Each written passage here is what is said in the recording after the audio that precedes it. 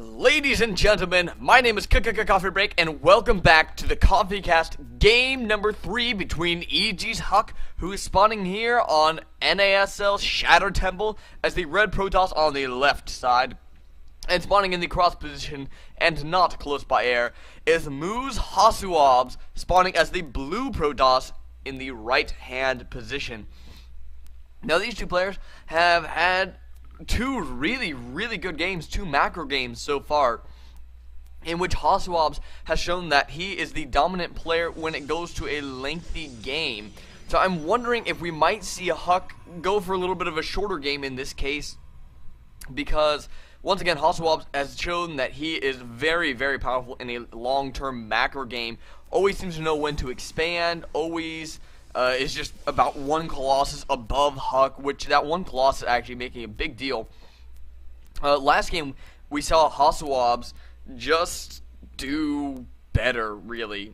I mean that's just what it came down to. Was EGHuk was doing some very nice Blink Stalker micro in the early to early mid game. However, in the end, it just was not quite enough. The HasuObs got 3 Immortals out, which really helped defend against those Blink Stalkers. Obviously, Immortals doing 50 damage versus the Blink Stalkers.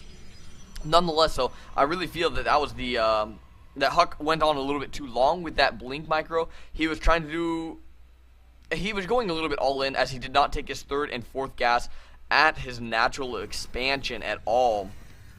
So I feel that was a little bit of a misstep. EGHuk was trying to end it with just that Blink Stalker micro, and once he saw all the Immortals on the field, I think he should have switched off.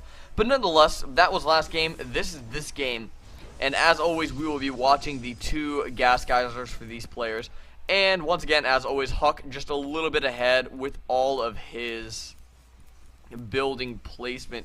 And we are not seeing a Cybernetics core. There we go. A little bit late of a Cybernetics core there. Coming down for HasuObs. However, EGHuk is already taking his 2nd gas. His Cybernetics core is quite a bit ahead of his opponents. About 20 seconds ahead of his opponents.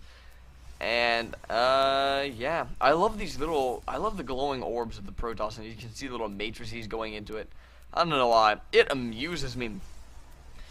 So we do have double gas coming out of EGHuk, only a single gas coming out of HasuObs, so we may be seeing some version of a 4-gate coming out of HasuObs if he does not take this gas soon, because there would just not be many tech options left for him after that. We are seeing Stalker first out of EGHuk, very popular, and we do have a 2nd probe coming into EGHuk's base. It looks like that probe is trying to sneak around the edge. I don't think EGHuk has seen this probe yet. EGHuk, oh my goodness. I've seen many games where EGHuk is able to hold off a proxy like this. However, it is never easy. It happened to him once at MLG Providence, and I've also seen a ladder game of him versus Combat X, who everybody thinks is a complete douchebag.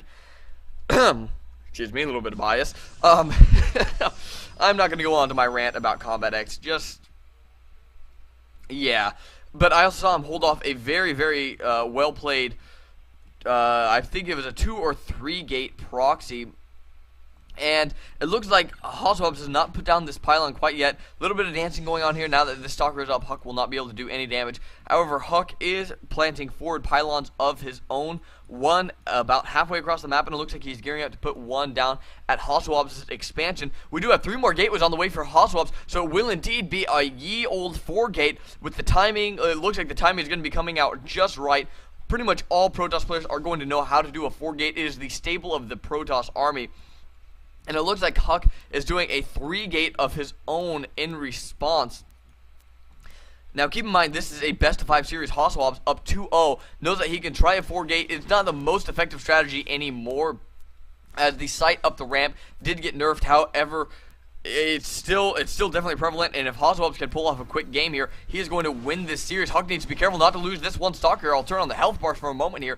It looks like EGHuk does indeed have the Stalker numbers over HasuObs, and is pushing some own units of his own up into HasuObs' base. That sentry does die before HasuObs is able to get the fortress down on the ramp, so all of these Stalkers on the low ground for EGHuk will be able to run up into the base. Now this Zealot is going to be kited infinitely until it dies. No, EGHuk just going for a barreling down the throat.